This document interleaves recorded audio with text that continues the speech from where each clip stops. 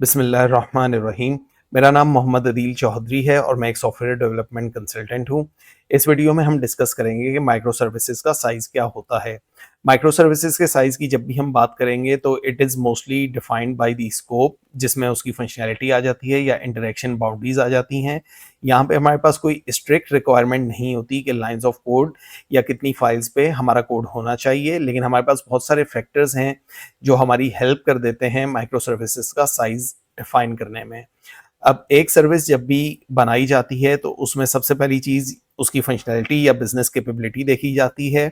Functionality या business capability से क्या मुराद है? ऑर्डर प्रोसेसिंग जो है वो एक सिंगल फंक्शनैलिटी है कि अगर मेरे पास कोई भी ऑर्डर आएगा तो ये वाले सारे काम एक सर्विस में होने चाहिए। और अगर मेरे पास एक और सर्विस है जो पेमेंट प्रोसेसिंग कर रही है, now that's a different context और उसकी बाउंड्री हमारी अलग हो गई। तो यहाँ पे ये दो काम एक सर्विस में नहीं होने चाहिए। इसी तरह यूज़र मैनेजमेंट या यूज़र्स की अपडेशन डिलीशन या यूज़र स्पेसिफिक कोई भी काम, उसके लिए भी अलग सर्विस होनी चाहिए।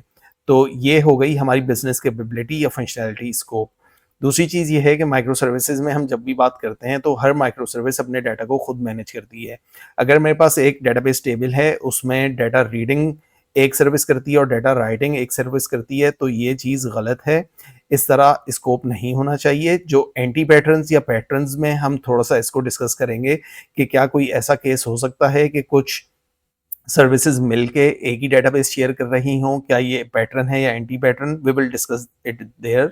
लेकिन जो डाटा मैनेजमेंट का कॉन्सेप्ट है, एक सर्विस जो है वो अब जो भी डाटा मैनेज कर रही है उसमें जितने भी CRUD ऑपरेशन होते हैं, create, remove, update and delete, वो एक ही सर्विस करे, दो सर्विसेज नहीं करेंगी ये काम। तो that is also another way to determine the size of micro service, कि अगर मैं कोई भी सर्विस बनाता हूँ और मेरे पास एक या दो टेबल्स हैं, जैसे ऑर्डर प्रोसेसिंग के हवाले से अगर हम बात करें तो 2 या 3 डेटाबेस के टेबल्स हो सकते हैं।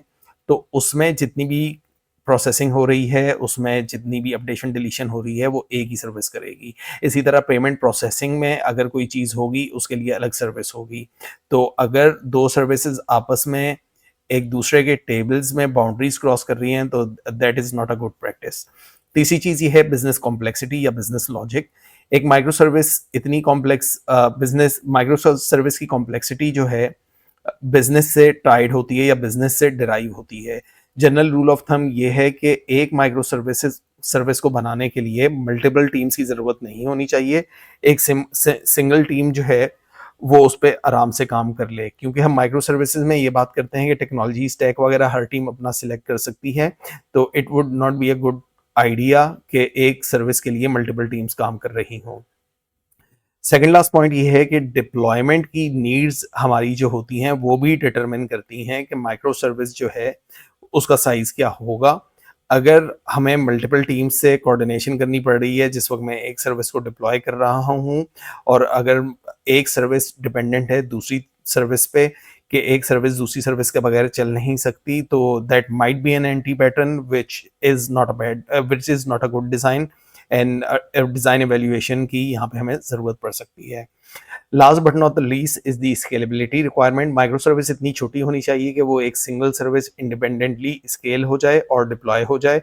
तो जितनी भी परफॉर्मेंस और स्केलेबिलिटी की रिक्वायरमेंट है वो हमारी एक ही जगह, एक ही सर्विस पे, एक ही टाइम में मैनेज हो जाए।